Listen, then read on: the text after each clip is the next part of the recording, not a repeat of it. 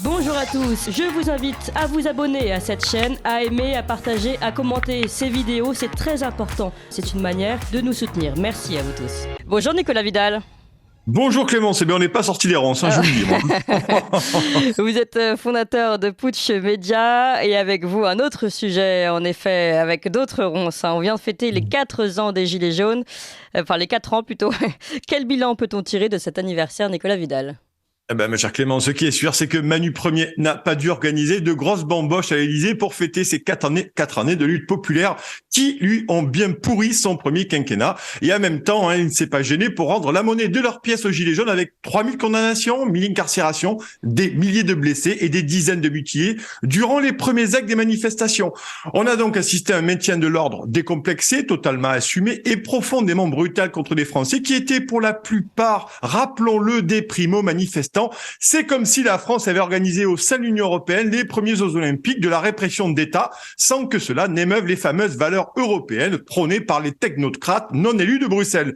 Même l'ONU, en mars 2019, a demandé l'ouverture d'une enquête sur l'usage excessif de la force employée lors des manifestations. Ce à quoi l'ancien porte-parole du gouvernement, le très chaste et pudique Benjamin Griveaux, s'était étonné en son temps que la France soit citée entre le Soudan, Haïti et le Zimbabwe. C'est pour dire. Mais encore plus intéressant, lorsque vous plongez dans le discours prononcé jadis par le haut-commissaire aux droits de l'homme des Nations Unies, Michelle Bachelet, elle évoquait notamment le fait que, je cite, les Gilets jaunes manifestaient contre ce qu'ils considéraient comme leur exclusion des droits économiques et de leur participation aux affaires publiques.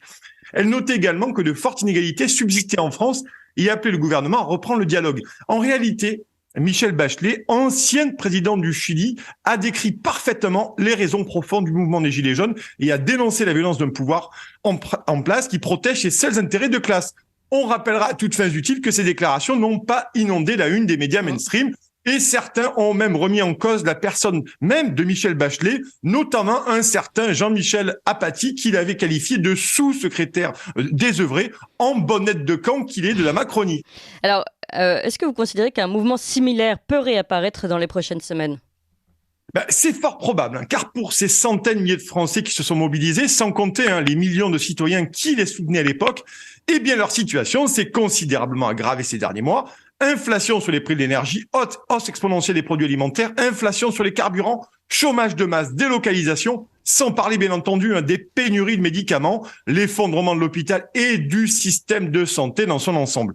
En réalité, ces millions de Français sont les dindons de la farce de la mondialisation pour laquelle nos élites politiques et notamment la Macronie flamboyante ont les yeux de chimène en menant tambour battant la liquidation pure et simple de la France et de son modèle social.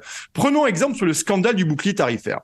Que je sache, il n'a pas été financé par le Cofinoga de Bruno Le Maire, l'assurance vie d'Agnès Pannier-Runacher ou le livret A de Macron. En réalité, ces gens se moquent de nous dans les grandes largeurs tout en faisant exploser la dette de la France à un taux record, écoutez bien, de 3 000 milliards.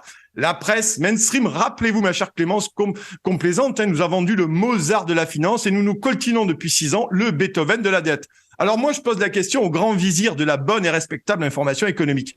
Qui va payer le bouclier tarifaire ? Quelles sont les poches qui vont être vidées ? Je vais vous répondre, ce sont celles des Français. Donc, on assiste aujourd'hui à une gilet-jaunisation d'une grande partie de la classe moyenne française. Alors, oui, il y a fort à parier que dans les prochaines semaines, des Français au ventre vide et aux pieds gelés sortiront brusquement dans les rues pour protester. Et il sera temps pour Manu Ier d'inaugurer ces 90 centaures, ces nouveaux blindés de la gendarmerie à 500 000 € pièce, car c'est la seule réponse de la Macronie au dialogue social et au désespoir du peuple. Alors, Nicolas Vidal, certains pensent que les Français sont résignés face à la situation, qu'il y a peu d'espoir finalement que les choses changent. Qu'en est-il selon vous ? Eh bien, ma chère Clémence, on va être rapidement fixé et on saura bientôt si les Français ont échangé la révolution contre un abonnement Netflix ou s'ils ont troqué leur esprit révolutionnaire contre une étagère Billy de chez Ikea. En tout cas, ce que l'on peut dire pour ce 4e anniversaire des Gilets jaunes, c'est que l'histoire nous a montré qu'on ne gouverne jamais impunément contre son peuple. On n'abîme jamais l'âme d'un pays sans une réaction populaire vigoureuse. Et comme il faut toujours revenir à De Gaulle, souffrez ce matin, chers amis progressistes de ligne droite, de tremper dans votre café cette citation du grand Charles. La France et les Français sont pieds et poings liés, livrés à un ennemi. Mais si cette capitulation est écrite sur le papier, innombrables sont chez nous les hommes, les femmes, les jeunes gens et les enfants qui ne s'y résignent pas, qui ne l'admettront pas qui n'en veulent pas. Allez, sur ce, bonne matinée et bon courage les loulous. Merci, on en aura bien besoin, Nicolas Vidal. Vous appréciez cette émission? Alors aidez Radio Courtoisie à en produire d'autres, en indépendance totale. Rendez-vous sur soutenir.radiocourtoisie.fr. Merci d'avance.